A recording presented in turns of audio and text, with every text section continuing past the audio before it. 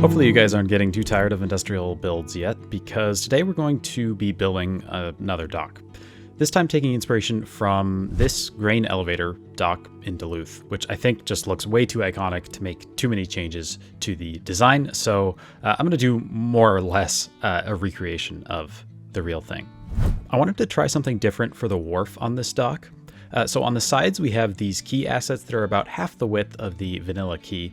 And then at the front of the dock, there's just a small, thin retaining wall. I think this whole setup makes sense because the elevators are going to be set up so that you can have a ship on either side at any given time. So they're going to need a nice, big paved work area on either side. But then at the tip of the dock, there's not much business going on. So they really just need to keep the material on the dock from eroding away into the lake.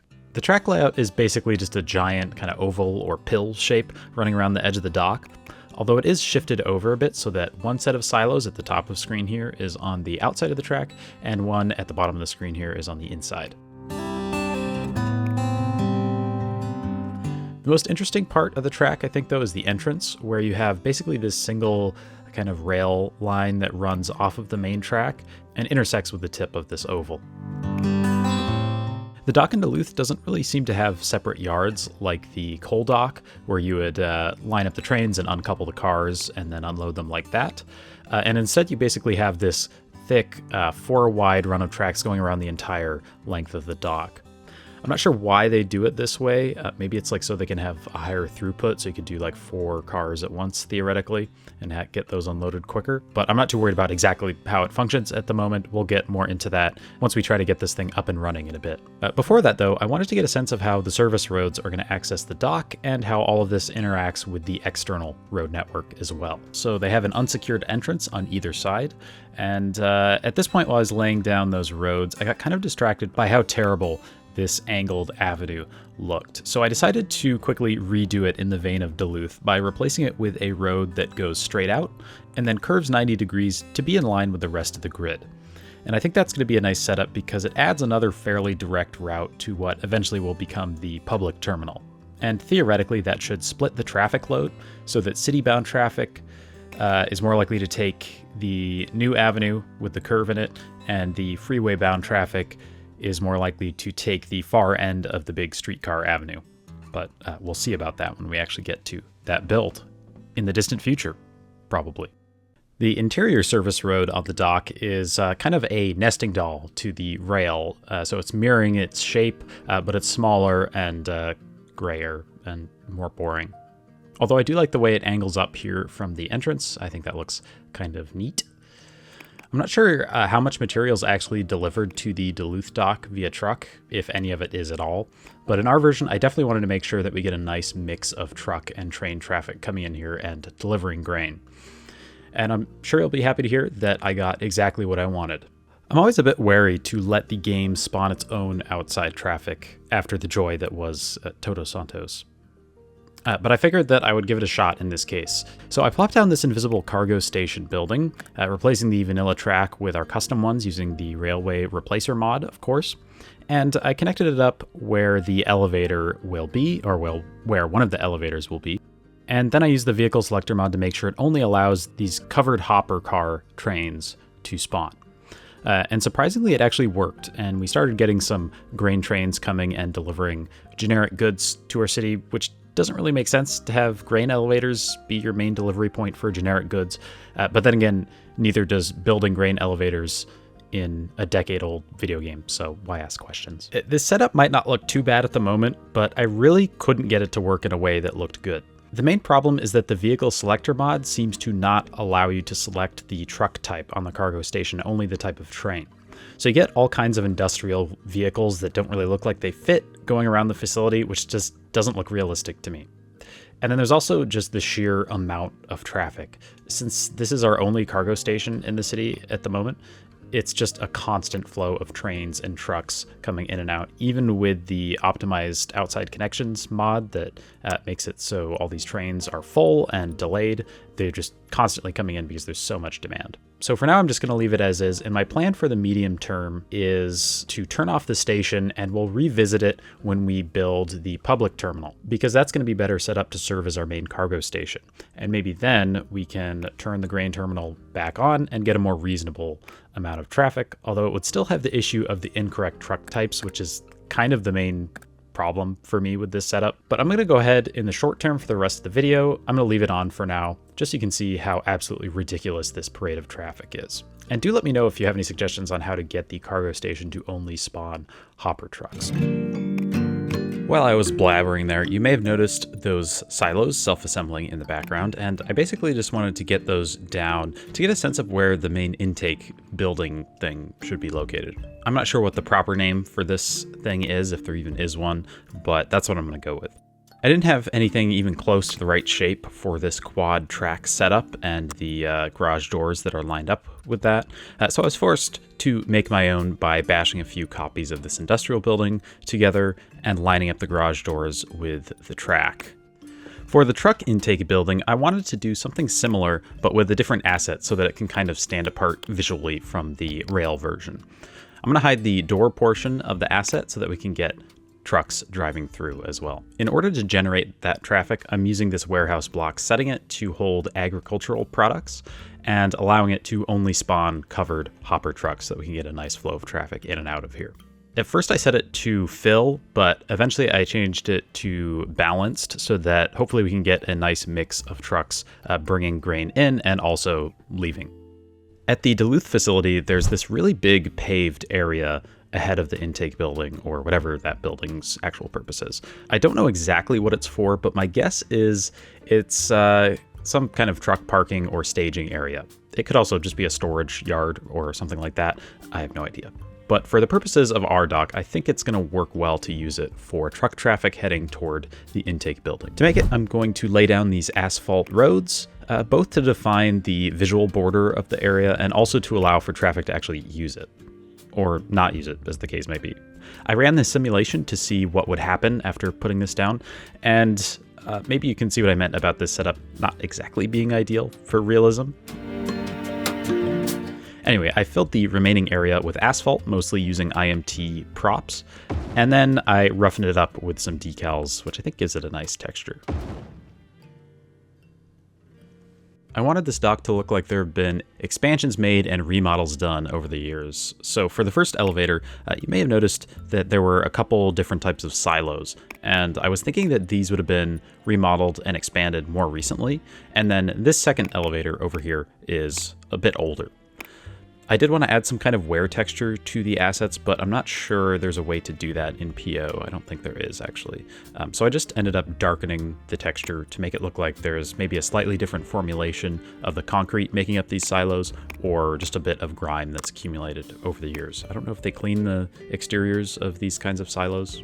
I would assume so, but maybe not in Amaranth Bay.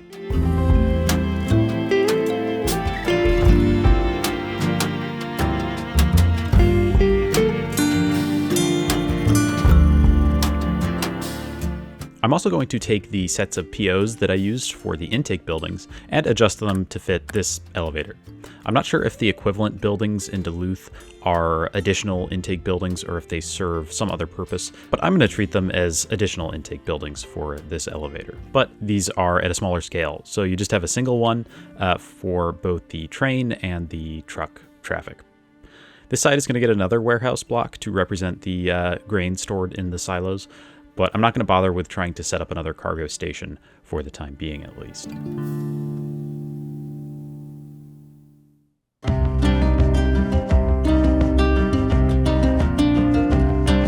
The main reason I decided to err more on the side of a recreation for this build was this Toblerone-shaped building at the center of the facility.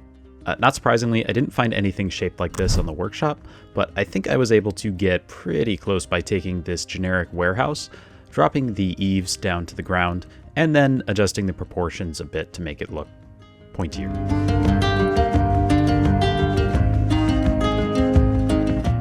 I thought this was also a good place for us to simulate that there are some jobs at this dock, because I don't think the warehouse blocks really do that too much. So I'm going to clip an industrial block into it, and just like with the coal dock last episode, I'm going to make sure that only the most generic of generic industrial vehicles can spawn.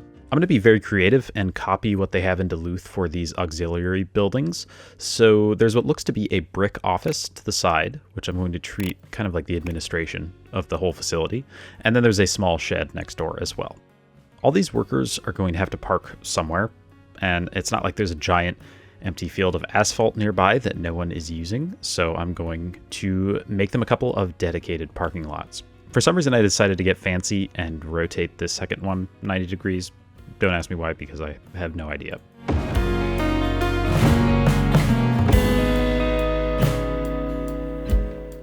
The brick office in Duluth looks kind of interesting because it seems to have its own landscaping and pathways in what is otherwise basically just a wasteland of pavement.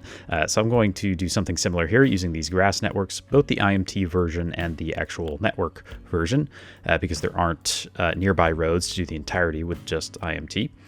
And then it just needs a few more details to liven it up and make it look more practical and welcoming. Oh, and I also added an office block and clipped that into the building off camera to add some administrative jobs.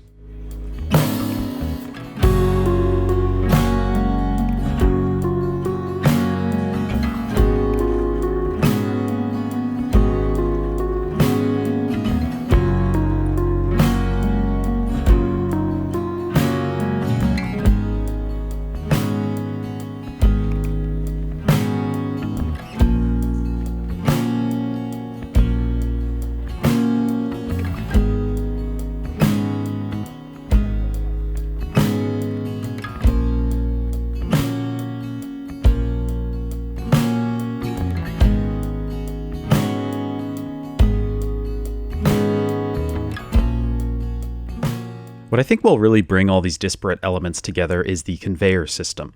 So I'm going to start back over here at the main intake building, and we're going to work our way over back toward the other set of silos. First, I wanted to add a roof to this building because it looked kind of hideous with the flat, plain roof. And then I'm going to build up this tower to the side. Since there wasn't a dedicated asset that would work for this in any of the packs that I had, I decided to make my own by sizing up a concrete planter and adjusting the color a little bit so that it's at least fairly close to the elevator building. And then to get it to the right height without stretching the texture too much, I'm stacking one copy on top of another and then mirroring it in PO to make sure that the texture is continuous. If I didn't flip it, there would be a really not so nice seam in the texture there. So that allows me to kind of have the best of both worlds, even if it's not totally perfect.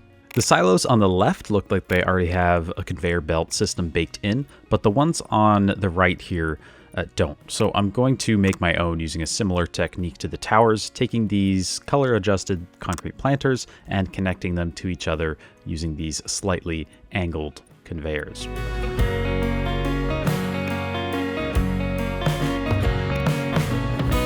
They look a little bit top-heavy as is, though, and just not very supported. So I also took this pipeline support prop and lined it up underneath each planter piece, which I think just gives it a little bit more bulk and support. Connecting all of that up to the Toblerone in the middle was a bit more straightforward since this conveyor pack comes with a horizontal version, of course. But I did have to make a few adjustments to it. I wanted to shrink it down, first to make it a bit less bulky overall, and second, to give just enough clearance for the truck intake shed without too much excess. I also had to make a couple more copies of it to reach the full length across, but since it had all this stuff baked into the asset, I did have to hide some of these vertices away just to keep it nice and uncluttered looking for these longer spans. In Duluth, you actually have a double layer of conveyors here, which in our case is pretty easy to do since I can just take these POs, copy them, and raise them up. And then, just like in Duluth, there's a single conveyor over here running from the Toblerone to the older set of silos. I don't know if the ones in Duluth are older, but the ones in our case are. Now, I have absolutely no idea what I'm talking about, but this ship loading system looks more on the modern side to me.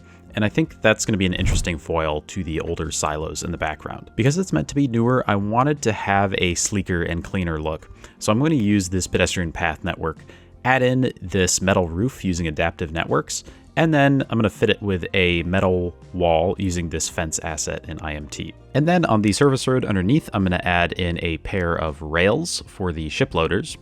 I didn't have any props that adequately represented the ship loaders they have on the dock in Duluth, so I decided to give it a shot and kit bash my own together using a gantry crane and a portable conveyor belt. I was expecting this to look really, really bad, but I actually think the final product is not that horrible, if I do say so myself. At the very least, I think it's going to be believable enough to have in the background of the cinematics. So there's that.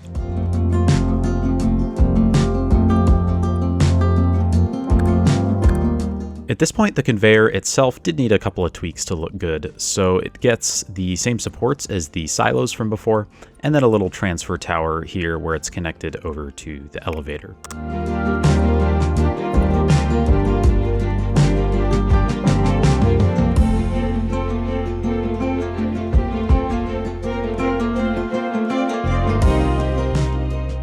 Now at this point, I remembered that I had actually removed the built-in conveyors on the silos on this side of the dock. At the time, I was pretty proud of myself for doing that because I thought that the custom ones that I was eventually going to make to replace them with would add a bit more variety to the build. And that's probably true, but by the time I came back to build my own, I was getting kind of sick of building conveyors, so maybe it doesn't end up being my best work, but here's that part of the build anyway.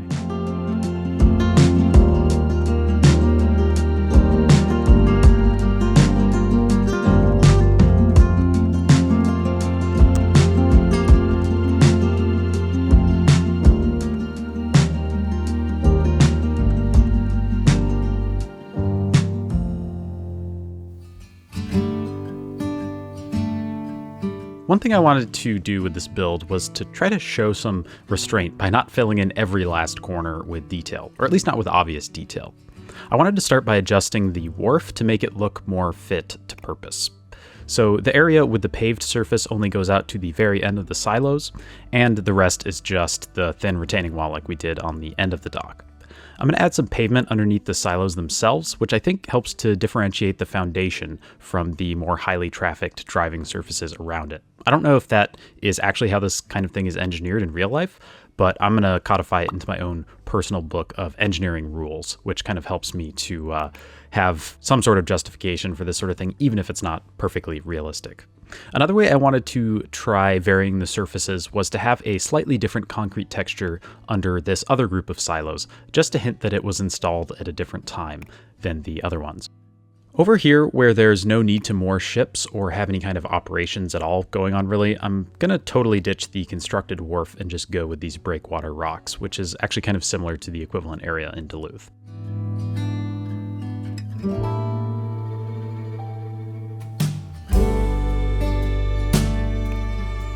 Now, every fiber of my being was yelling at me, telling me to lay down a bunch of grass props and decals and that sort of thing. But I tried to show a little bit of restraint here, and I'm just using the oil texture that I have set up in Theme Mixer. I don't remember exactly which theme the oil texture is from, but I'm using that one with a very weak brush and just a light touch to just make the grass look a little bit dried out, so it's maintained but not like that well maintained.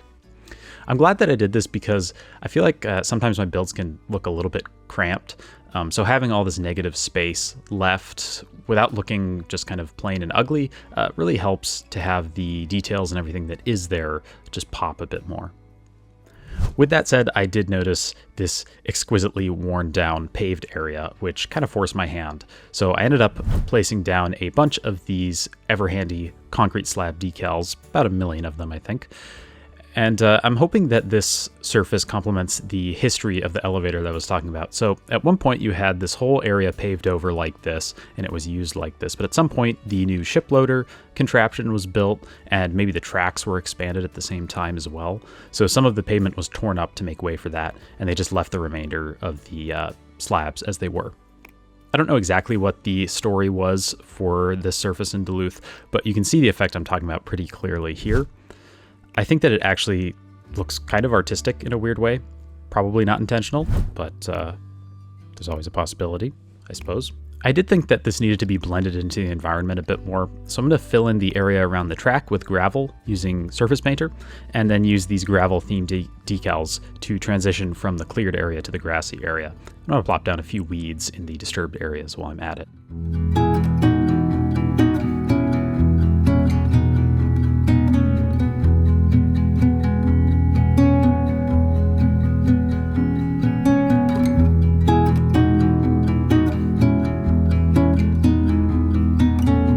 this point, I thought everything was looking a bit too symmetrical on the dock, so I'm going to add a small storage yard over on this corner. I'm using a bunch of asphalt props in IMT, and once again I'm blending it into the surroundings with some more gravel decals. You're just not going to have as much grass growing on the wharf around here, I guess. There is a bit of generic stuff stored here, a bunch of these beams, which I feel like could kind of stand in for many different kinds of materials for different applications, some containers as well, and a big pile of stuff. I don't know exactly what it is, but I do know that it's not grain. At least hopefully not.